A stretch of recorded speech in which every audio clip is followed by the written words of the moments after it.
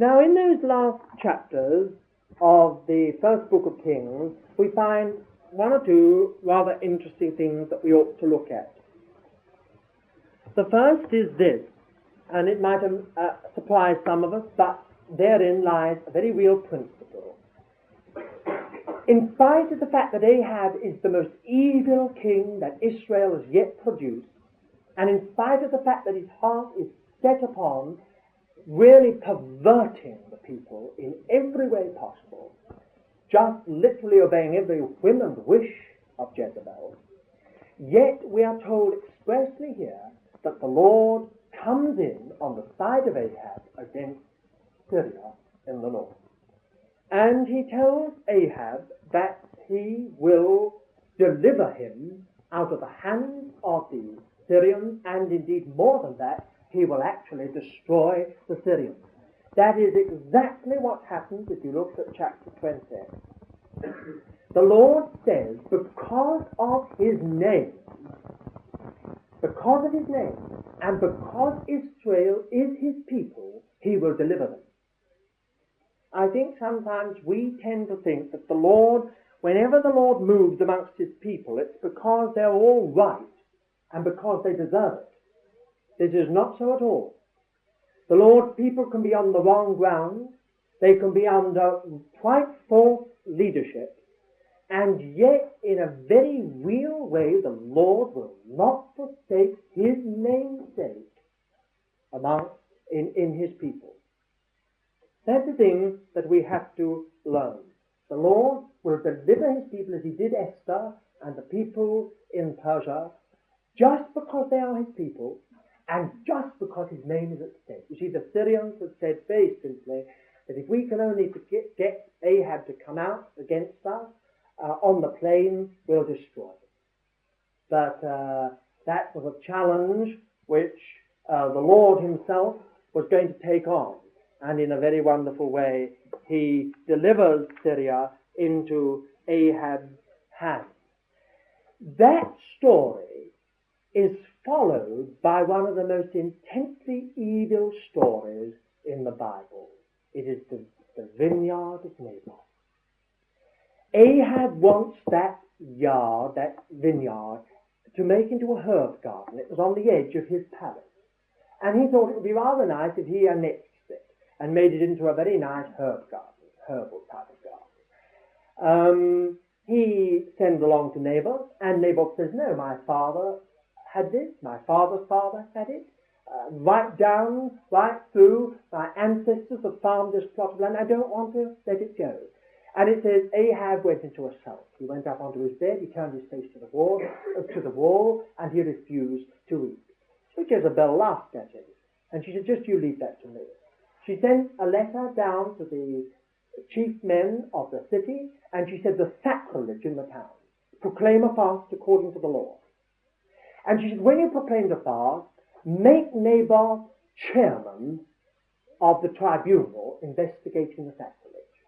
Then she said, get 2 wicked men, we'll pay them, and they will falsely accuse Naboth of blasphemy. Because the Lord says, in the mouth of 2 witnesses it shall be established. Then she said, when it's established, take him out and stone him and all his children.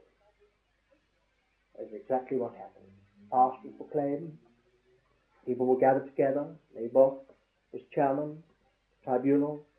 2 men witnessed against him, and he was stoned, and all his children were stoned with him.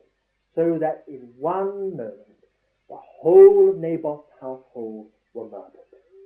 Then Jezebel just went to Ahab and said, Naboth's dead, and he has no heir, the vineyard's yours.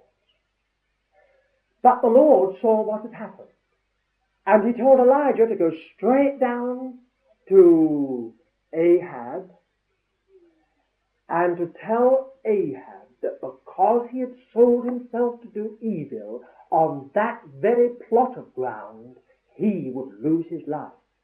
And Jezebel would never be buried because there wouldn't be anything of her to bury.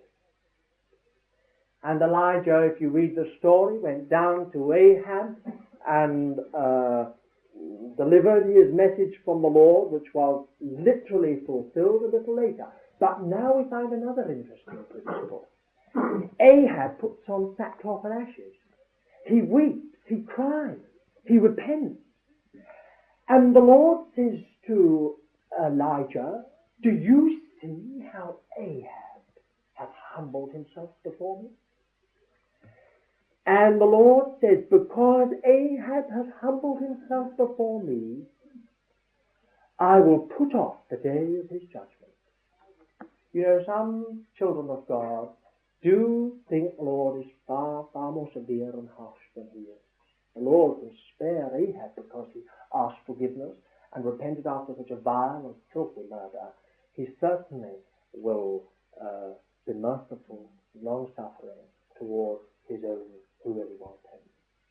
The most remarkable thing that a man who's so for evil, absolutely out to pervert the people of God, is given chance after chance, opportunity after opportunity by the Lord. But of course you know how the story ends. Jehoshaphat and Ahab join forces and they go out to war. Jehoshaphat was a good king.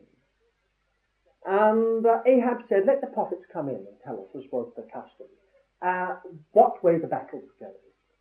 And all the prophets prophesied in the name of Jehovah, and they said, the Lord's with you. And one of them, Zedekiah, took hold of an iron horn, and he said, this is what you will be like, Ahab.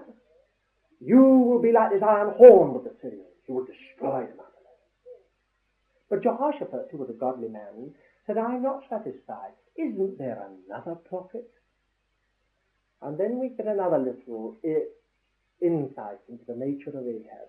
He says, yes, there is, but I don't like him. He has never said a good thing about me. I don't want that kind of man. I hate him, he said. He never prophesied a good thing. Jehoshaphat says, can we hear him? And Micaiah is brought into the presence of the two kings. And Micaiah, very wisely, says, it will be well with you. And Ahab says, how many times have I told you, Micaiah, to speak the truth before the Lord? So Micaiah says, very well, I'll tell you the truth. I saw a vision, and I saw the whole of Israel scattered with no shepherd. That was obvious what it meant. Ahab was going to be killed. And he said, the second vision I saw the throne of God, and I saw the heavenly host. And then I saw the Lord saying, who will entice Ahab for me? And an evil spirit came out and said, I will be a lying spirit in the mouth of all the prophets, and I will cause them to prophesy good things. And as you read the story, Ahab lost his temper. He turned round to Jehoshaphat and said, isn't that exactly what I told you about this man? He never said a good thing about me. He wrote out an order straight away, and Micaiah was put into dungeon of that particular city and given what is called the bread of affliction to eat. That was the end of Ahab. But the story proceeds to tell us that in the battle, Ahab was so afraid that he disguised himself. And Ben-Hadad of Syria had his 32 crack chariot captains. And he said, mark only the king of Israel. Forget all the other men. Just you battle your way right through the ranks for the king of Israel and then destroy him. And they made for Jehoshaphat. But if you read Chronicles, you find Jehoshaphat prayed to the Lord in the battle, and the Lord delivered him. He turned back from him. But suddenly some archer shot, I don't know whether it was deliberate or whether it was just in the battle, shot arrow which pierced the heart of Ahab. And it says that Ahab died, and he died on the very field of Naboth, whom he had murdered. That, anyway, is the end of the most evil king of Israel. And then, as we move on, you'll find that the next thing after Ahab's death, that you find the very last part of the first book of Kings, chapter 22, we find the story of Jehoshaphat of Judah's reign. Jehoshaphat of Judah was a good king. He was a godly king. We are told that he walked in the Lord's ways. We're told that he carried on the reformation of his father Asa. You remember, after these two evil kings of Judah, Asa carried through a very real reformation. Jehoshaphat, his son, carried on the work of that reformation. But we find one or two very real weaknesses about Jehoshaphat. The first is that although he destroyed many of the high places, he also left quite a number, which were to grow in number once he had died. We're told in Kings that he did left them. In Chronicles we're told he destroyed quite a number of them. He destroyed the religious prostitutes. He closed down the groves that the people worshipped in. He carried through all kinds of reformations to try and clean up the land and somehow or other bring the people right back into alignment with the Lord. But isn't it amazing that when you get a man who loves the Lord, who is really used of God, and who means business with God, so much so that he carries through a very real measures to his own cost, yet we find he does one of the most foolish things for which ever after he's remembered. He had a son, Jehoram, who was the crown prince. And he thought it would be an awfully good thing if they could only make peace with their brothers, Israel. And he thought the way that they could make peace was by marrying his son to Ahab's daughter. So Jehoram marries Athaliah, the daughter of Ahab and Jezebel. And in so doing, he introduces into Judah the woman who was nearly used of Satan to destroy God's purpose completely. It just shows you how we can be one with God, one with God's purpose, walking in God's ways, going an awful long way in real measures of holiness and righteousness, and yet, just out of compromise on some small point, do something to us quite right. For what is better than unity? What is better than trying to somehow bring opposing parties together? But just take the one step without our knowing it, which after our death is going to open the floodgates to every kind of evil. So Jehoshaphat is remembered for that. He was weak on one or two things. He continually went out to war with the kings of Israel, and he nearly always lost. Indeed, he nearly lost his life once. Then he combined his navy with the navy of Israel, and he nearly lost the lot because a tremendous squall hit them in the Red Sea, and the whole of Judah's navy sank. He learned his lesson, and the one thing recorded here in these few verses, that when again King Ahab asked if they could join forces, naval forces, he refused. So you see, we learn from that you can have the people of God on the right ground, and you can have the people of God on the wrong ground. We must always maintain the unity of all the people of God, but we must never become involved with the people of God organizationally or institutionally who are living on the wrong ground. The children of Israel, the house of Israel, the kingdom of Israel, were as much the children of God as the kingdom of Judah. But every time in the history of Judah and Israel that the two joined forces, there was tragedy. You couldn't have thought of anything better to end the very real antagonism than by Jehoram marrying Ahab's daughter. What better thing? What more diplomatic thing? What more political thing could be done? Nothing. It's got everything about it which is right and good. But Athaliah was like Jezebel, her mother. She was the ruling force behind Jehoram of Judah, not Jehoram. We shall find that out when we come to them. Then, if we turn to the last part from verse 51 and turn over to the second book of Kings, we find the story of Ahaziah of Israel. We're back now here, Ahab's son, Ahaziah. Elijah's still ministering. Ahaziah is engaged in a battle with I think it's the Edomites. And it says, we're not told exactly how it happened, he fell out of an upper window and was very, very badly hurt. And he was very afraid, and he asked his servants to go down to Baal-zebub and asked Baal-zebub, the god, whether he would die or whether he would live. And Elijah, who was nearby, heard the voice of God. The Lord said, you go down and intercept those messengers and say, are you going down to Baal-zebub to inquire because there is no God in Israel? Go back and tell Ahaziah that he shall surely die. And the messengers go back to tell Ahaziah, says, why have you come back? Prophet met us on the way. He told us, didn't we know there was a God in Israel? Why are we inquiring of Baal-zebub? You shall surely die, he said. So he said, and what was he like?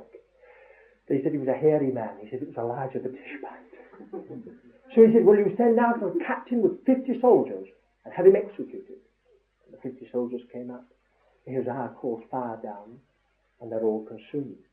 Another band of 50 go out, and again it happens. It seems terrible to us. The third time a band go out, and the captain's so afraid, he falls on his knees and says, oh, please let my life be precious in your sight. And the Lord said to Elijah, it's what you can trust this man. Go down with him. Those men, you can't judge the Lord on things like that. Those men were evil men. The moment Elijah gave himself into their hands, they would have murdered him. That would have been the end of Elijah. God stepped in before anything could be done. But that last one was a different kind of man. And the Lord said, you can go down with that man. He won't harm you.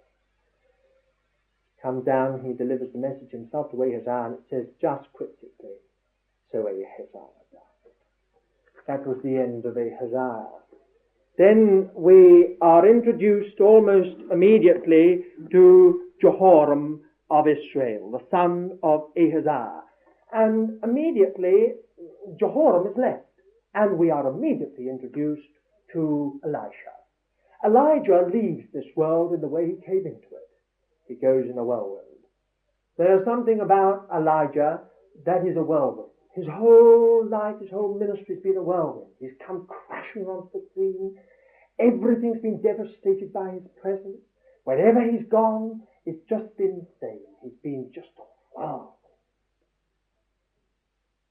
The one lesson he learned was in the midst of it all, he could hear the voice of God. He goes over, and it's very instructive, that when Elisha goes with Elijah, everyone tries to stop Elijah.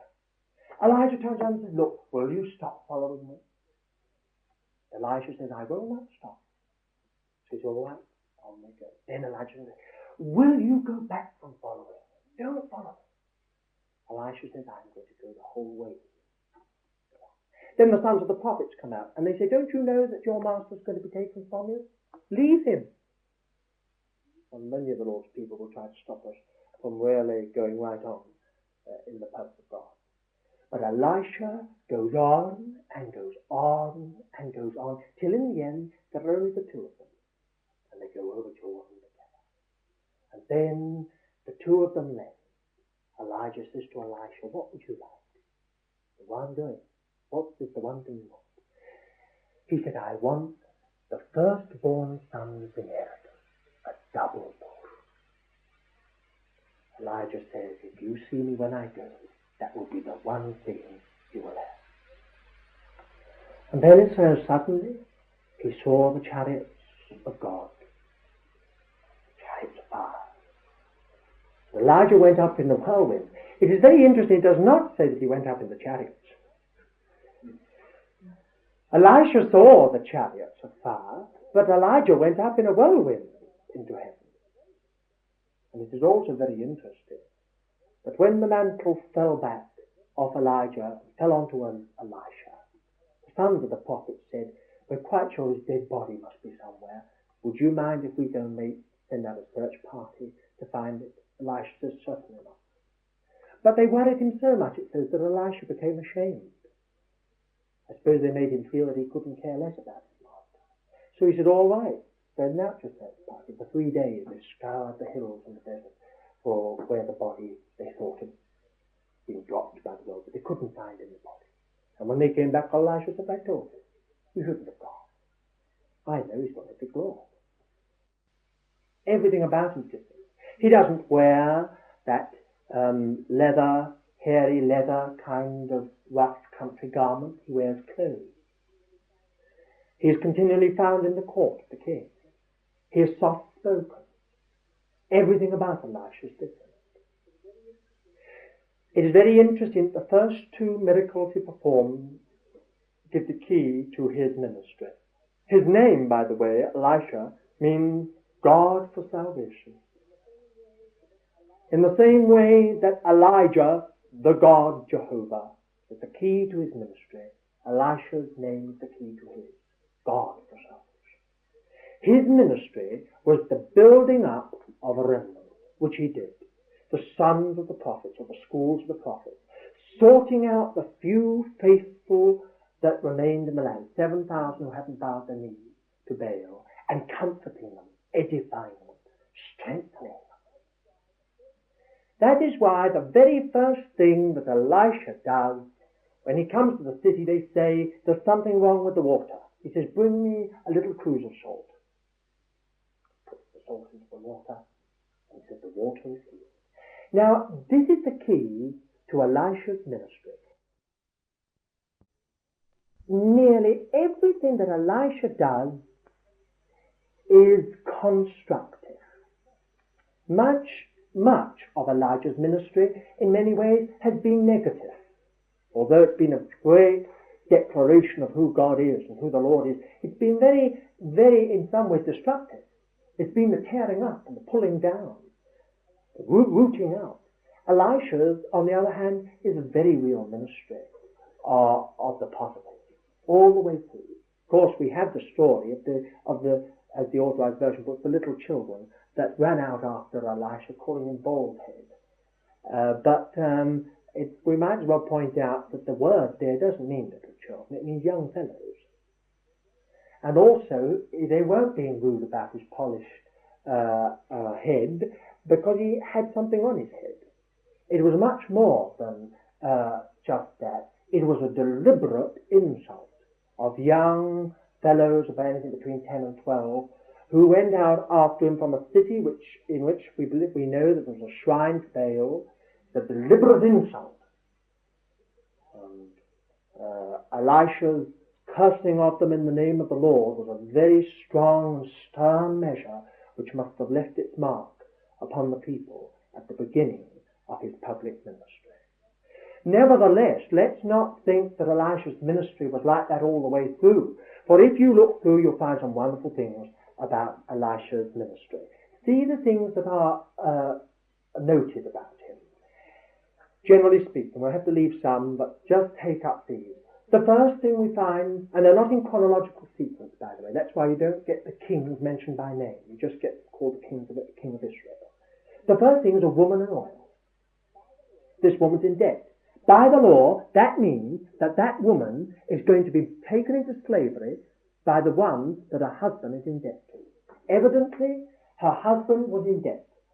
He died, and it meant that she and her sons were now going to go over as payment to whoever her husband was in debt to. She came to Elisha in a terrible state. She was on the verge of slavery. What should she do? She had only one thing, a little pot of oil. Elijah said, take that pot of oil and pour it out. Take every vessel you can in the house and pour it out, and pour it out, and pour it out, until you haven't got another thing you can pour it to. And that's what she does. And then when she comes back, everything's overflowing with oil. He says, now go sell the lot and live on it. Pay the debt and live on the rest. What does that teach us? The key to Elisha's ministry of life is resurrection. In these days of death and decline and disintegration, the resurrection, the God of resurrection, is the answer. But where is the God of resurrection? He is found in the Holy Spirit. You may have only one little tiny pot of oil. That may be all you have, but it's the Holy Spirit, where you say it reverently. Whilst you leave that one pot of oil corked up and left in your house, you will live in poverty.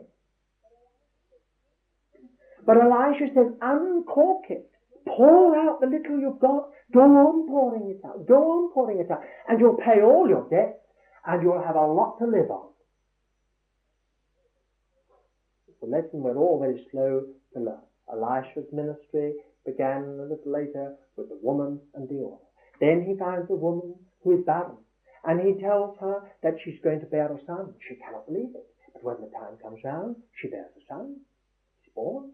And as so often the case, when God gives us something we desperately want, then he tests us out. God gives the son. God takes away the son. The little lad runs out after his father when they're weeping and gets sunstroke. He comes back and lies on his mother's lap. And in the afternoon, he dies. She lays him out in the prophet's chamber that she had specially built on the roof for Elisha whenever he went by that way. She was a wealthy woman. She laid him out. Isn't it strange? Had everything else the world could give her, but the one thing she wanted above everything else was his son. She had the son. Now the son the Lord had promised her had died. She laid him out. She saddled him. Her husband said, "What are you doing?" She said, "It will be well." When he asked her, she wouldn't tell him. She just said, "It will be well," that's it. Then she went out on the journey, and Gehazi met her on the way. And Elisha said, "You run down there and ask her, is it well with your husband? Is it well with you? Is it well with your son?" Gehazi comes down and says, "Is it well with you? Is it well with your husband? Is it well with the boy?" She says, "It is well." Now that was faith. Some people, of course, say that she was just refusing to share burdens with people that didn't really matter. But I don't think that is so. We can't read into it anything like that. That woman was a living symbol of faith. When she got to Elisha, it was a different story. All she could do was clutch his feet, and her grief poured out of her. She said, "Didn't you tell me that the Lord was going to give me a son?" And Elisha said to Gehazi, "You run down very quickly with my staff to her house, find where the son is, find out whether he's dead." He was dead. Elisha followed on quickly. And then it says he shut them all out, went to the room, and it says expressly, laid himself out upon the son. He prayed. Then he put his mouth to his mouth, his eyes to his eyes, his hands to his hands, his feet to his feet. And after he had done this a number of times, 3 times, it says the little lad sneezed 7 times. And he went down to the woman and said, "It's restored." What does this teach us? It teaches us again the key of Elisha's ministry is resurrection. It's all resurrection. First of all, this woman was given a son. Then when the Lord's great test came, took away, her son was given back in a new way. This is what God does with us again and again if we're going to belong to such a remnant in days of decline. We have a great desire for the Lord. We desire and we desire and we desire till it's long beyond possibility, and if everything dies within us, and then the Lord gives it to us. And then, all unwittingly, our hands get onto it again, and it has to die once again. And how is it given back to us? In an increased way, a new way. It is given back by resurrection again. So you go on to the next story, and you find the next story is there's famine in the land. By the way, all these stories have trouble at the background. They've all got need at the background. The next one's a famine. And they're having to scrape together the food. And someone very foolishly cuts some wild gourds which are poisonous, puts them into the big pot, a stew. And when they're eating it, some of the prophet cries out, there's death in the pot. Poison it. Elisha takes meal, puts it in, and there's no death in the pot at all. The picture there of something very, very wonderful. It's resurrection again. When something poisonous has crept in, what is the answer? Meal. What is meal? Meal is grain. It's been ground. It's a picture of resurrection. Once more, giving itself. Life being given.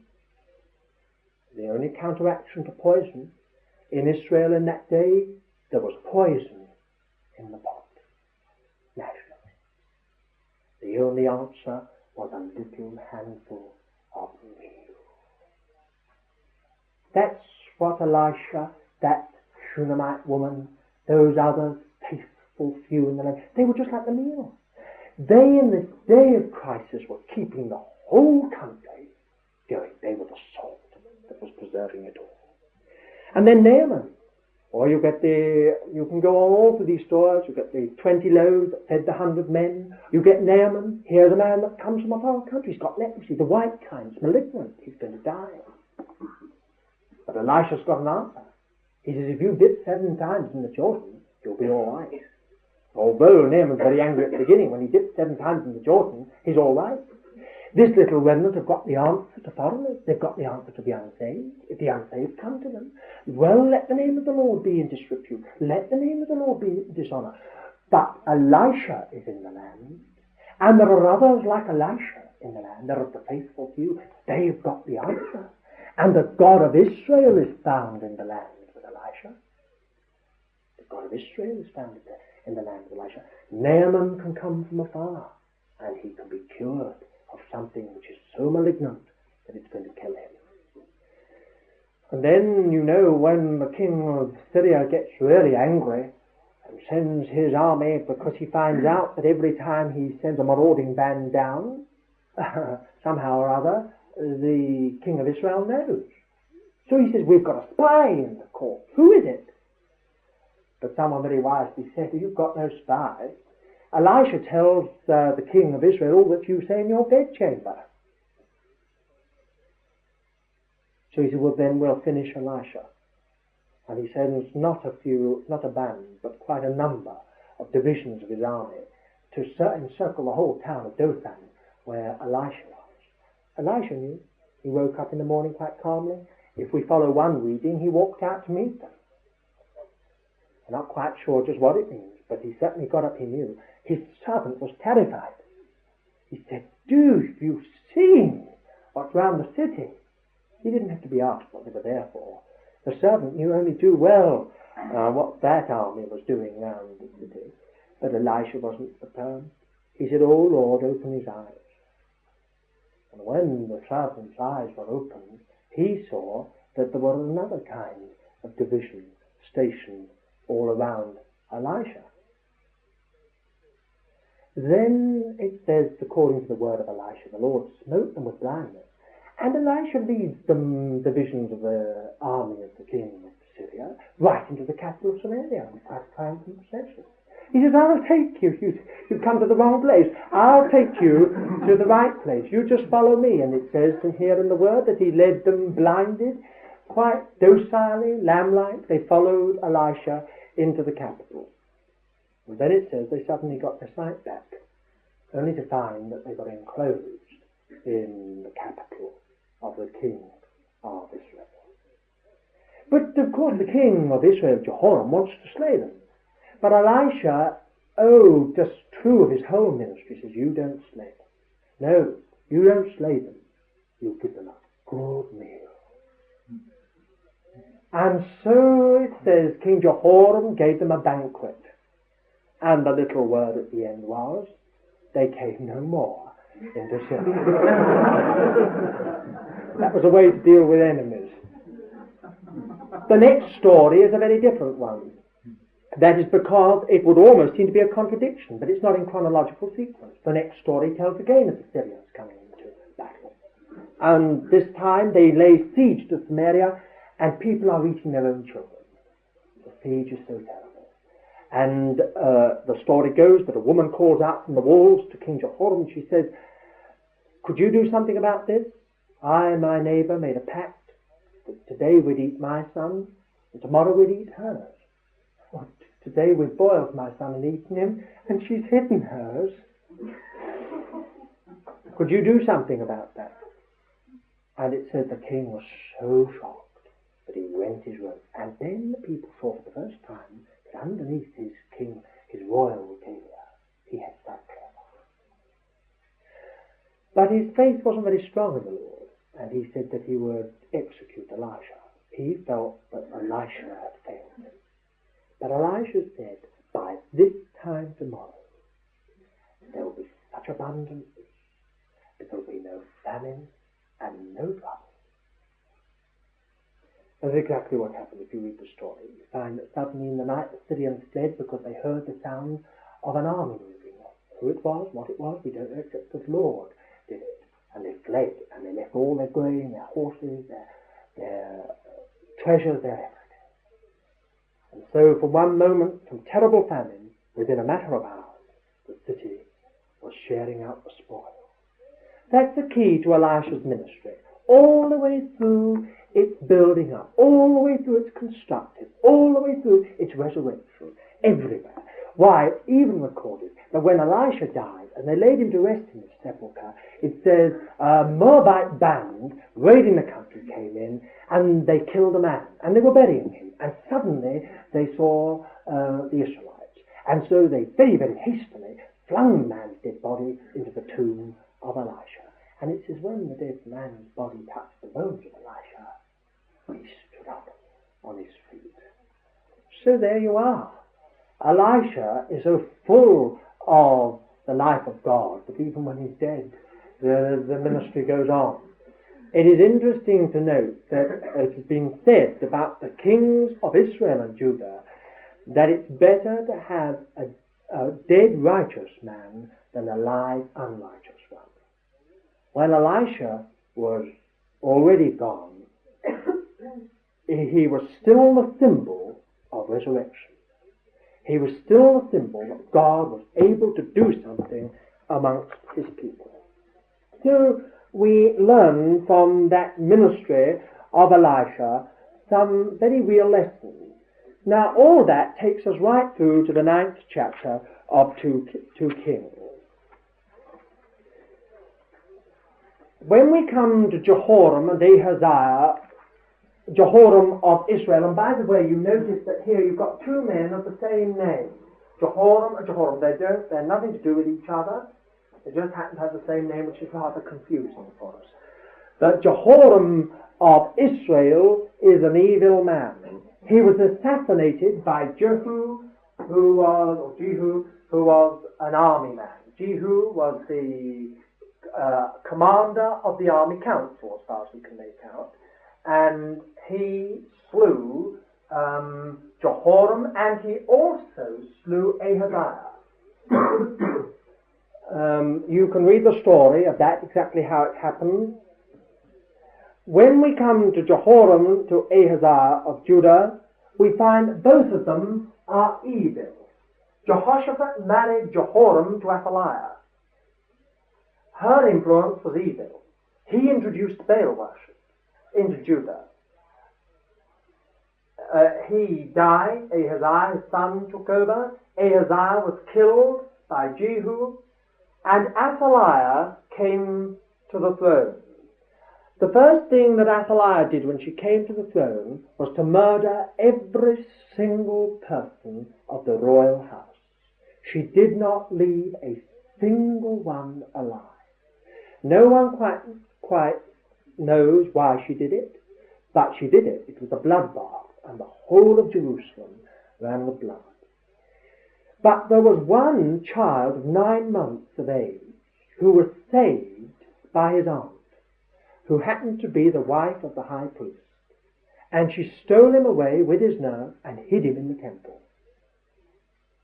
And that child was kept alive, nurtured and brought up in the temple without anyone knowing about it except the temple priests for 6 years. On that one little baby, the whole purpose of God depended. If that child had died, the Messianic line died with him. But that little child, kept alive by the Levites and the priests in the temple, brought up secretly, was the hope of God and the hope of the people of God. That is a wonderful story. How in the end they guarded, in those days, they guarded Joash until at last they came to the coronation. And they very secretly laid preparations for a coronation.